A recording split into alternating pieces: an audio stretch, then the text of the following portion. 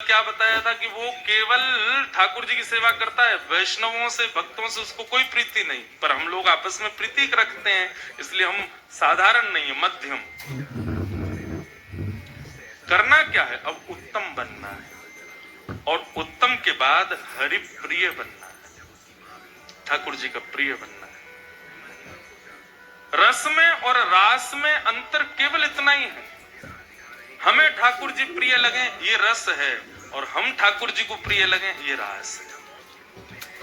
तो रस से रास के बीच का जो हमारा मार्ग है वही भक्ति है। पर कई लोगों को रस में ही सुख मिल जाता है कि हम उनके प्रिय, हमें ठाकुर जी प्रिय लगे, बस हमको तो इसमें चैन नहीं पड़ता।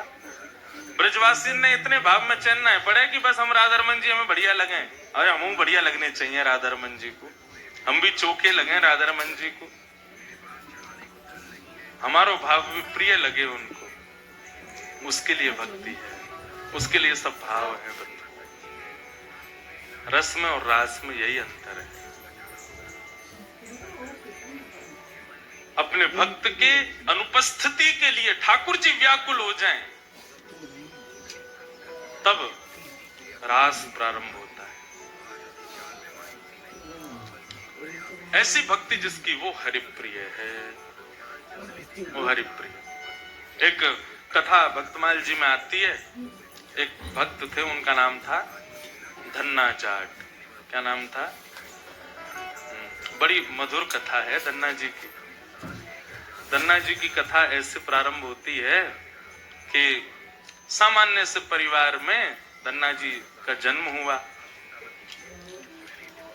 देखो, ये हरिप्रिय हैं, इनको हरि प्रिय थे, लेकिन इनकी भक्ति से फिर ऐसी स्थिति हो गई कि ये हरि को प्रिय लगने लगे। तो धन्ना जी के यहाँ एक संत पधारे, संत की शालिग्राम जी की सेवा। छोटे बालक जो होते हैं वो संतों को या घर में कोई भी बड़े बुजुर्ग आए या कोई भी श्रेष्ठ जन आए, वो क्या करते हैं, कैसे करते हैं, मेहमानों को देखते हैं बैठ के। तो महात्मा जी अपने ठाकुर जी की सेवा करते और धन्ना जी जाके उनके पास में बैठ जाते। पहले जल से स्नान, फिर दूध से स्नान, फिर घी से, फिर दही से, फिर शहद से, पंचामृत स्नान करा के बढ़िया इत्र लगा के ठाकुर जी को उर्द पुंड तिलक लगा करके माला तुलसी पधरा के विराजमान कर दिया। धन्ना जी को इतनी अच्छी लगी ये सेवा, रोज बैठ जाते, पूरी रात रोते, अपनी माँ से कहते मैया ये सुबह कब होगी। क्यों? वो सुबह होती बाबा के पास जाऊंगा, उनकी सेवा देखूंगा कैसे करते हैं। बंधुओं देखो, भक्ति का बीजारोपण बाल्यकाल में ही होता है। छोटे जितने बालक उतनी ज्यादा उनको सत्संग, उनको संतों के सन्निधि में भक्तों के पास ले जाना प्रारंभ किया जाए, उसका प्रमाण फिर आपको 25-30 वर्ष का जब होगा दिखेगा। जो बालक बचपन से कभी संत संग नहीं गए, कभी संतों की सेवा नहीं देखी, उनके जीवन में निश्चित ही भक्ति का अभाव रहता है। इसलिए बाल्यकाल से कौमार आचरित प्राज्ञो, भागवत में आज्ञा करते हैं भक्ति कब करनी चाहिए, बोले कौमार आचरित प्राज्ञो धर्मान भागवतान कुमार अवस्था। कुमार अवस्था किसको कहते हैं? नाम तक नहीं था, कोई भी व्यक्ति गरीब, लंगड़ा अथवा दुखी ना था, सभी व्यक्ति भक्ति का प्रारंभ मतलब स्वयं नाम जप आदि करना, तो उसको कुमार अवस्था से कर देना चाहिए, 14-15 वर्ष की आयु से। उससे पहले क्या करे, प्रैक्टिस करे, माता पिता के साथ वृंदावन जाए, संतों के पास जाए, तब तो जाके 14-15 में भजन प्रारंभ करेगा। तो धन्ना जी रोज सेवा देखते, बड़े खुश होते। जैसे महात्मा का जाने का समय आया, धन्ना जी बिखर गए। कहाँ जा रहे हो आप? बोले बेटा अब हो गई हमारी सेवा पूरी, अब हम जा रहे हैं, फिर आएंगे कुछ साल बाद। धन्ना जी बोले तो आप चले जाओ, इनको छोड़ जाओ, ये ठाकुर जी ये यहीं रहे हैं, मैं इनकी सेवा करूंगा। बाबा बोले अरे तुम छोटे बालक हो, तुमसे सेवा बनेगी नहीं बेटा, तुम जिद मत करो। तब उसके नाम धन्ना जी तो रोने लगे, बोले नहीं मैं सेवा करूंगा, मुझे तो ये चाहिए। जैसे कोई वस्तु के लिए बालक जिद करता है, ऐसे धन्ना जी ठाकुर जी के लिए जिद करने लगे। माता पिता परेशान, महात्मा अलग परेशान, क्या करें। वो इतना रोवे कि महाराज पूरा घर अधर कर दिया, मोहल्ले वाले तक इकट्ठे हो गए। क्या हो गया, बोले धन्ना जी के महात्मा जी जा रहे हैं, उनके ठाकुर जी मांग रहा है धन्ना। किसी में ये हिम्मत भी नहीं कि महात्मा सिंह कहते दे जाओ। और पानी में बैठे एक बालक और कोई वस्तु हो तो ये भी कह देते हैं लोग, दे जाओ चलो हम दूसरी दे देंगे। ठाकुर जी की बात है भैया, कोई अपनी सेवा कैसे दे सकता है। कोई सिर पटक पटक के रोने लगे छोटे बालक। महात्मा बोले बड़ी विडम्बना, ठाकुर जी रक्षा करो, क्या करें। इतने महात्मा बाहर गए और गोल गोल काले से दिखने वाला एक पत्थर उठा लाए, उसमें बढ़िया घी भी लगा करके और इत्र लगा के सुगंधित कर दिया, उर्द पुंड तिलक लगा दिया ठाकुर जी जैसा। और अपने ठाकुर जी तो नीचे एक छोटे सिंहासन पर विराजमान कर दिए और बड़े सिंहासन पर वो पत्थर ला के रख दिया और बढ़िया सजा के धन्ना रो रहे थे, उठा के गोद में ला, देख देख देख तेरे ठाकुर जी आगे देख। धन्ना जी जैसी मंदिर में, धन्ना जी की दृष्टि तो उन्हीं के ठाकुर जी पे। भिक्षा से अपने पेट भरती है, चाहिए क्या करेगी मैं पाप कर्म। महात्मा बोले लाला देख क्या करेगी अगर उसके बालक की भेंट चढ़ा दे तो। ऊपर सिंहासन पर बड़े ठाकुर जी बैठे में पाप कर्म और नीचे छोटे ठाकुर जी बैठे। हो गया सुबह जब मैंने बड़े वाले जो है वो तो है राजा ठाकुर और छोटे वाले जो नीचे बैठे हैं ना ये सिपाही ठाकुर। अब बता, मेरी तो मुझे तो राजा ठाकुर ज्यादा बढ़िया लग रहा है, मैं तो उनको ले जाऊंगा, लेकिन फिर याद रही हो जब जब मैं आऊंगा तब तब मेरे ठाकुर जी ऊपर बैठेंगे और तेरे वाले नीचे बैठेंगे, क्योंकि तो सिपाही ठाकुर जी मांग रहा है और मेरे ठाकुर जी तो राजा ठाकुर हैं। कहाँ से आ गया। अब बालक को उस भाव से समझाया तो धन्ना जाट नहीं मैं तो राजा ठाकुर लूंगा, आप ले जाओ सिपाही को। सिपाही ठाकुर जी के रूप में उनके निज ठाकुर जी थे। बाबू अब घर वालों ने भी प्रणाम किया, जय हो महाराज जी, बढ़िया आपने बुद्धि युक्ति लगाई, सबको लगा कि कंटक छूट गया। लेकिन यहाँ तो अब भक्ति प्रारंभ हुई थी धन्ना जी। राजा हरिश्चंद्र पूछे ब्राह्मणी तूने क्या जादू टोना जानती है कि तू धर्म का कार्य किया है कि स्वरूप बच्चे को ठाकुर जी की सेवा के लिए जो व्यवस्था की प्रतीक्षा करते हैं, नहीं जानती ना ही कोई ठाकुर जी की सेवा के लिए अनुकूल समय की प्रतीक्षा करते हैं, उन लोगों के लिए प्रमाण है ये। मेरा पुत्र जीवित बच गया है, ब्राह्मण की बात। बाकी सेवा तो बाद की बात है, ठाकुर जी भी इसलिए नहीं थे धन्ना जी के सामान्य पत्थर। राजा ने कहा ये पतिव्रते तू धन्य। उस दिन से धन्ना जी उनकी सेवा कर गणेश चतुर्थी का व्रत करने लगे। रात भर मैया से कहते मैया पूजा की सामग्री मंगाओ ना, मुझे ठाकुर जी की सेवा करनी है। मैया कहती सुबह मंगा दूंगी, सुबह पीछे पड़ जाते, शाम को मंगा दूंगी, शाम को पीछे पड़ जाते, सुबह मंगा दूंगी, रोज टाल देती। एक दिन धन्ना जी अनशन पर बैठ गए, नंगने से, भोजन नहीं करें, दूध नहीं पीवे, पानी नहीं पीवे। अब तो ये कि रात में सोए भी नहीं, मैया से बस ये कहें पूजा की सामग्री मंगाओ, पूजा की सामग्री मंगाओ। मां ने सहज भाव से कह दिया तेरे ठाकुर जी और तू इनका सेवक, सामग्री मैं क्यों लाऊं, अपने आप कर व्यवस्था। धन्ना जी निकल पड़े। महाराज पुष्प लियाए तोड़ करके, तुलसी लियाए, बढ़िया सुंदर माला बना ली। नन्हे से बालक जैसी उनको जिस खेल खेल में सेवा करते वैसी सेवा करते थे। ठाकुर जी को तिलक लगाना है, कहां से तिलक लावे, तो बाहर गए, एक ईंट फूटी पड़ी थी लाल लाल, उसी ईंट को लाए, पानी में घोल घोल के घिस घिस के उसी से तिलक बना दिया। ईंट को घिस करके उसका तिलक श्री ठाकुर जी को लगाया। ऐसी सेवा करने लगे, अपने संगी रखे, अपने संगी सुलामे, संगी मतलब खेल खेल की सेवा थी केवल।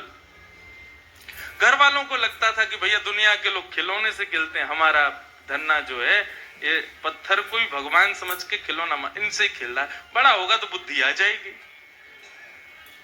परंतु किसी को क्या पता था कि भैया ऐसा भक्ति का बीज पिरो दिया है धन्ना जी के हृदय में। धन्ना जी भोग लगाते और भोग लगाने के बाद में पर्दा लगा करके वहीं बैठ जाते और बैठ करके प्रतीक्षा करते कि ठाकुर जी पा रहे होंगे। फिर धीरे से पर्दा हटा के देखते, अच्छा अभी पाई नहीं, ठीक है, फिर बैठ जाते, फिर प्रतीक्षा करते कब पाएंगे। खूब देर हो गई, नहीं पाई, तो ठाकुर जी से बोले आप रोज भोजन अधूरा छोड़ देते हो। मैं भोजन अधूरा छोड़ देता हूं, मेरी मैया मुझे बहुत मारती है, लेकिन महात्मा जी मुझे ये बता के नहीं गए कि वो मैं आपके संग कर सकता हूं कि नहीं। मेरी मैया तो मुझे बहुत मारती है, लेकिन पता नहीं मैं कर सकता हूं कि नहीं। धन्ना जी के उस प्रिय भाव, भक्ति भाव पर ठाकुर जी रीझने लगे।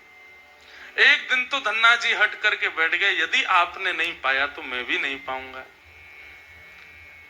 धन्ना जी ने थोड़ी देर देखा, थाली यथावत रखी है, नहीं पा रहे, तो ठाकुर जी की तरफ कमर करके लेट गए। तो ठीक है, तो आज मैं भी भूखा सोऊंगा।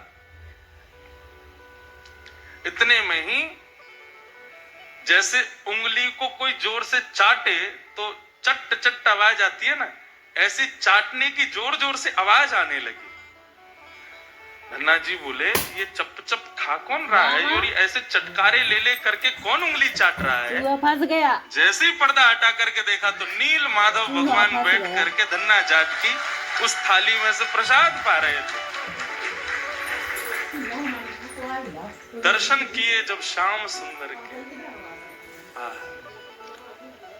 मोहित हो गए। ऐसा नील वरण ठाकुर जी का कटाक्ष नेत्र, बढ़िया सुंदर घुंघराले केशों की गूंथ बना करके उसमें मोर पंख लगा रखा है। जैसे धन्ना जाट छोटे, वैसे ठाकुर जी भी छोटे से नन्हे से गोपाल जी आ गए। और जैसे मानो पूरे हाथ में सान लेते हैं ना सब्जी छोटे बालक, ऐसे ठाकुर जी ने माखन मिश्री और सारी सब्जी सान रखी है और खूब प्रेम से चाट चाट करके पा रहे हैं। धन्ना जाट बड़ा प्रसन्न हो गया, बोले आप तो बड़े प्यारे हो, आज आप प्रत्यक्ष मेरे सामने आ गए। ठाकुर जी धीरे धीरे अब धन्ना जाट के बड़ा हुआ। गऊ चराने, बछड़ा बछिया चराने जाता तो अपने शालिग्राम, जो शालिग्राम थे ही नहीं, सामान्य पत्थर थे, उनको सजा धजा के बढ़िया अपनी जेब में धर के ले जाता। रास्ता भर उनसे बात करता, नीचे वृक्ष के नीचे बैठ करके ठाकुर जी, अब कोई नहीं है ठाकुर जी प्रकट हो जाओ, तो ठाकुर जी प्रकट हो जाते, धन्ना के साथ प्रेम से पाते। बंधुओं देखो इस कथा से क्या समझ में आ रहा है, धन्ना जी के भीतर ऐसा कौन सा गुण है जिस पर ठाकुर जी रीझ रहे हैं? दीनता। कल हमने एक सूत्र लिया था भक्ति में, अविचार। भगवत भक्ति में विचार नहीं करना है, जो करना है सो करना है। मन में बात आ गई तो बस ठाकुर जी को प्रस्तुत होनी चाहिए, पहला सूत्र। भक्ति का दूसरा सूत्र है दीनता। जितने सीधे, जितने दैन्य, जितनी दीनता में ठाकुर जी की भक्ति में रहोगे, ठाकुर जी उतने प्रसन्न रहेंगे। जितने चतुर बनने का प्रयास करोगे ठाकुर जी के सम्मुख, उतने ठाकुर जी दूर भागेंगे। जितना हो सके दीन रहो।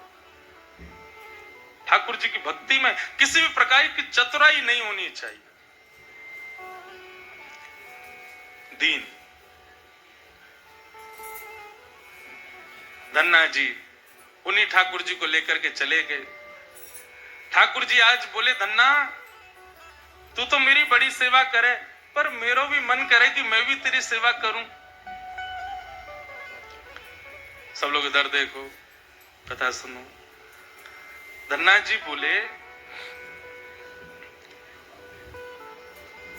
ठाकुर जी ये उचित नहीं है, आप भगवान हो, आप एक ईश्वर तत्व हो, आपकी सेवा हम करें अच्छा लगता है, पर आप हमारी सेवा करो ये कहां की शोभा है।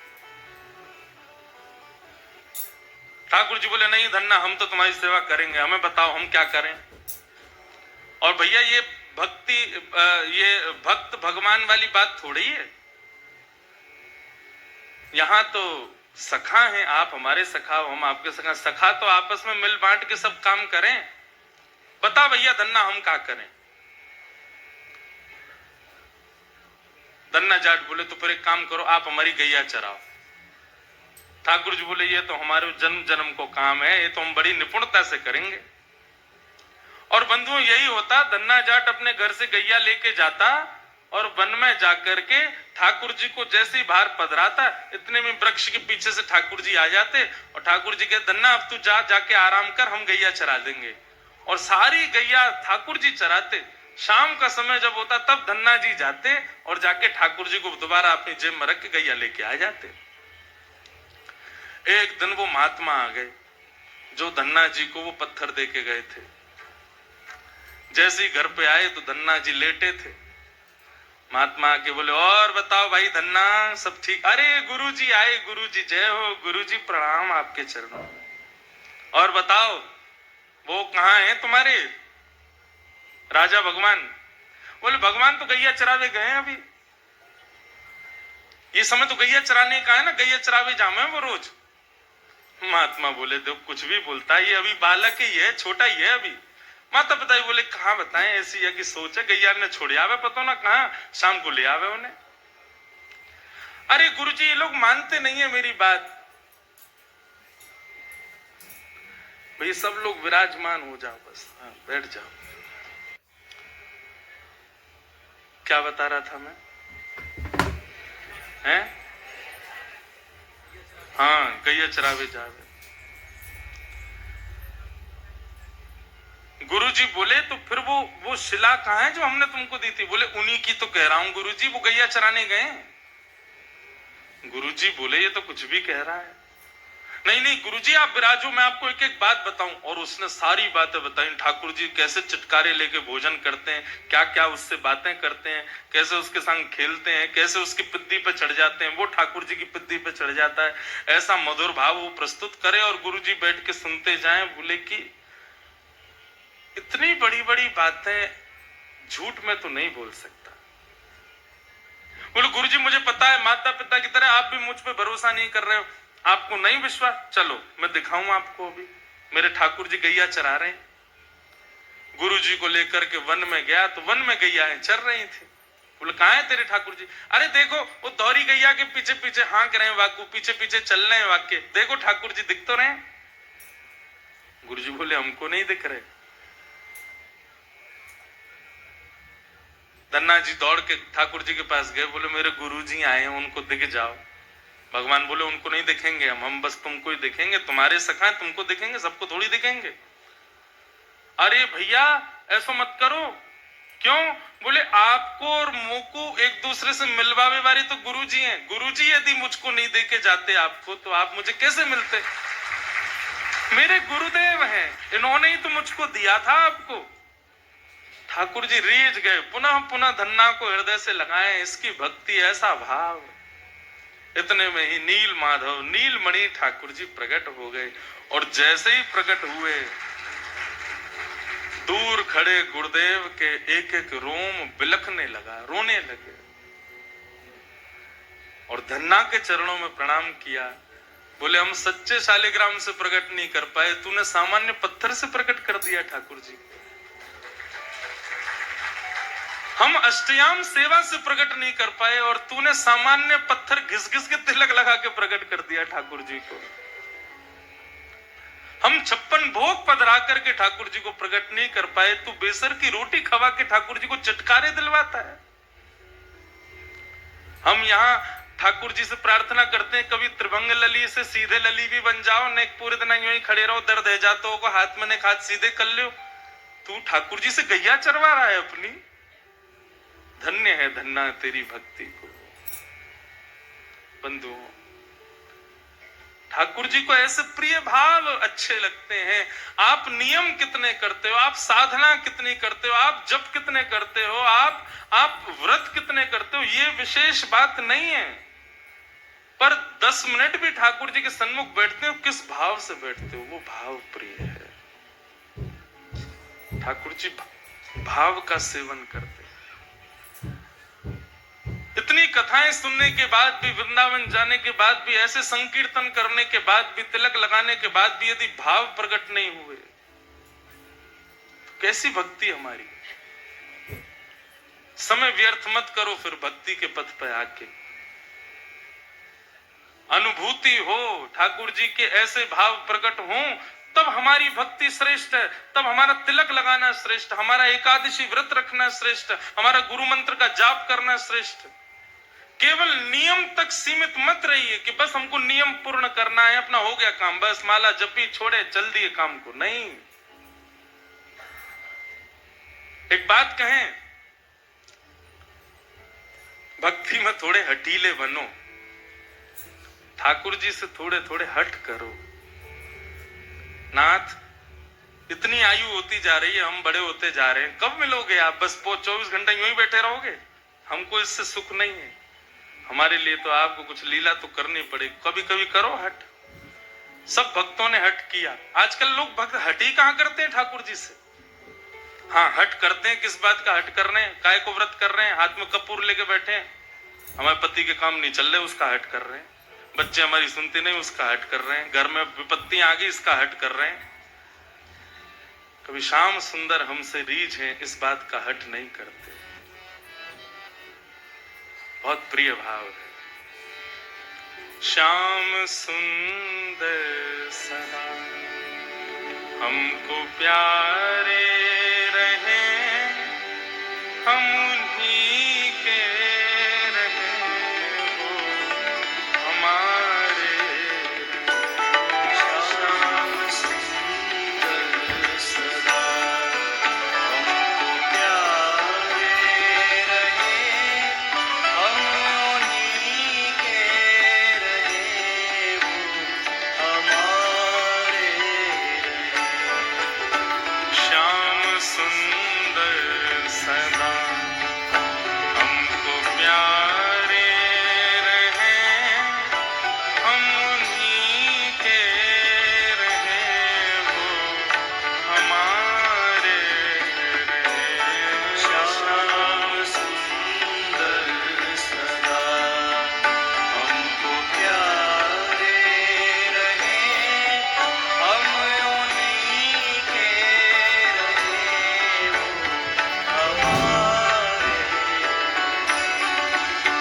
मोह माया की नदियाँ बही जा रही, मोह माया की नदियाँ बही जा रही, मन की ममता को खींचे चली जा रही, को खींचे चली जा रही, मन की ममता को खींचे चली जा रही, मन की ममता को खींचे चली जा रही, मन की ममता को खींचे चली जा रही, मन की ममता को खींचे चली जा रही।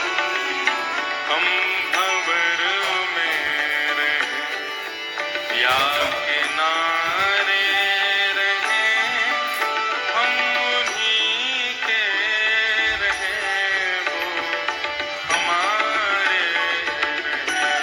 श्याम सुंदर सदा हमको प्यारे रहे, हम उन्हीं के रहे, वो हमारे रहे।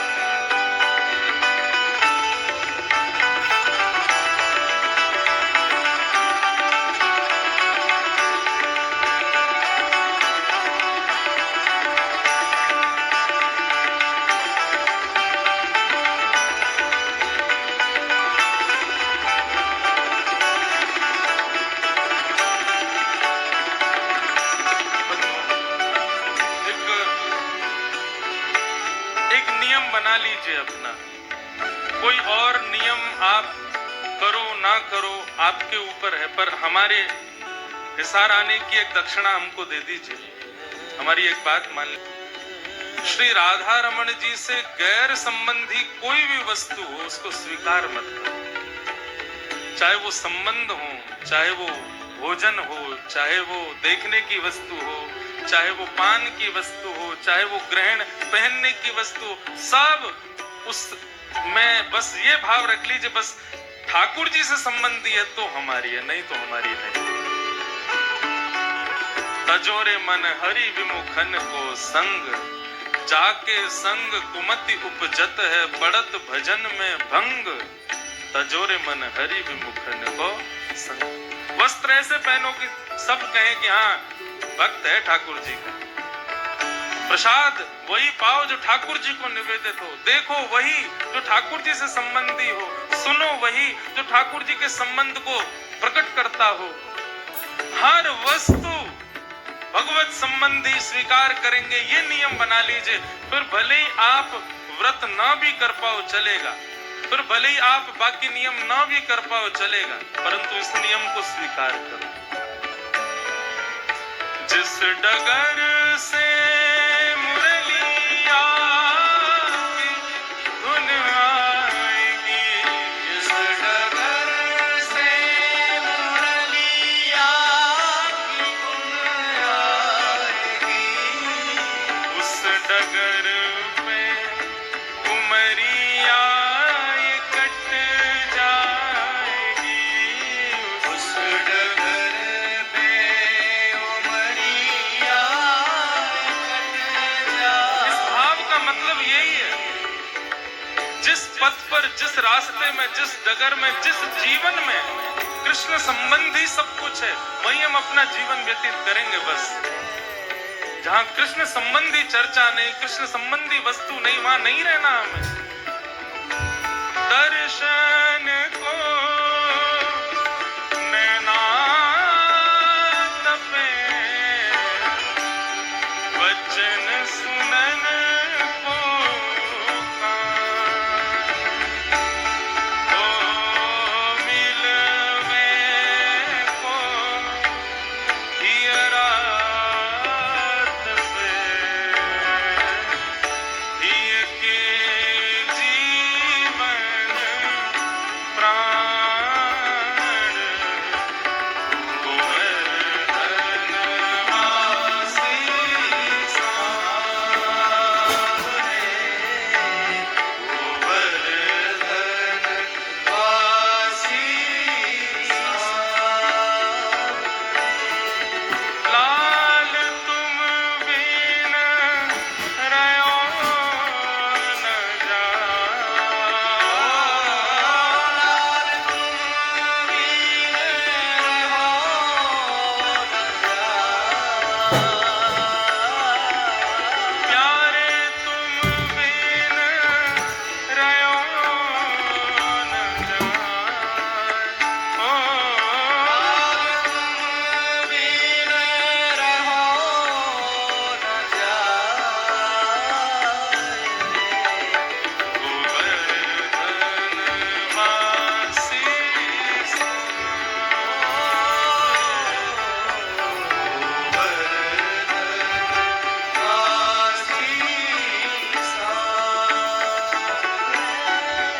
जिस डगर से मुरलिया की धुन आएगी, जिस डगर से मुरलिया की धुन आएगी, उस डगर पे उमरिया ये कट जाएगी, उस डगर पे उमरिया ये कट जाएगी, उस डगर पे उमरिया ये कट जाएगी, उस डगर पे उमरिया ये कट जाएगी।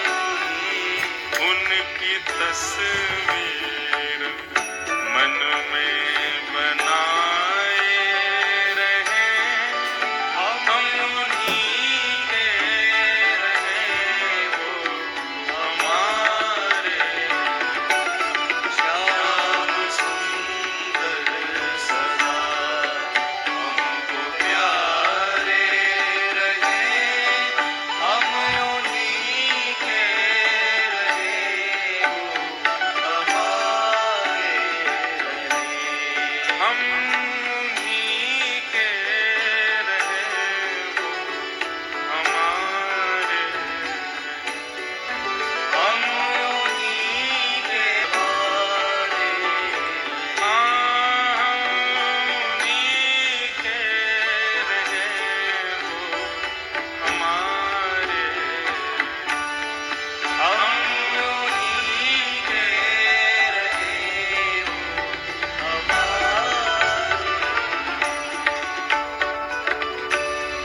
बस हमें उनका प्रिय बनना है। वो तो सबके प्रिय हैं ही।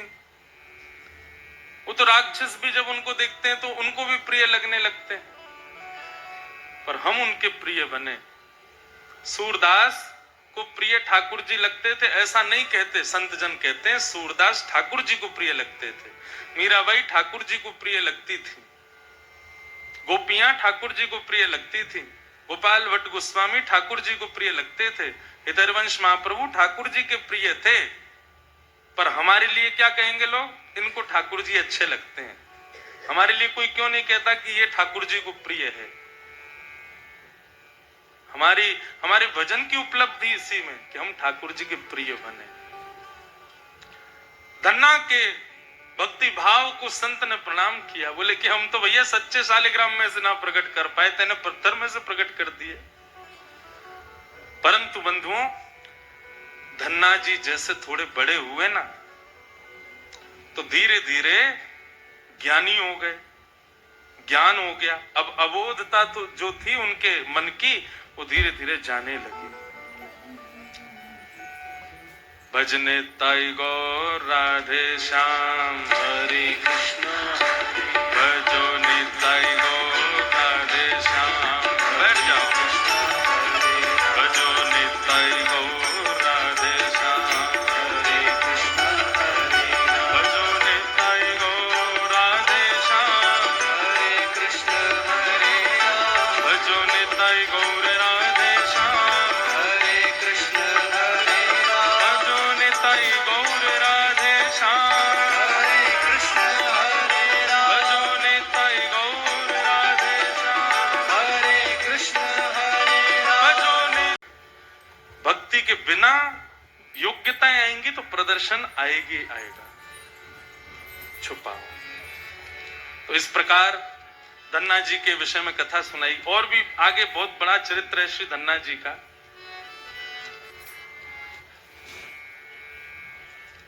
ऐसे धन्ना जी के इस भाव से हमने दीनता सीखी, दैन्य सीखा। जितना दीन बन सको उतना प्रयास करो दीन बनने का। तो पहला सूत्र भक्ति का, भक्ति भाव में सोचना नहीं है। और दूसरा सूत्र दीन बन के रहना है, सरल बन के रहना है। बस यही भक्ति के कुछ सूत्र हैं। भागवत में एक भक्त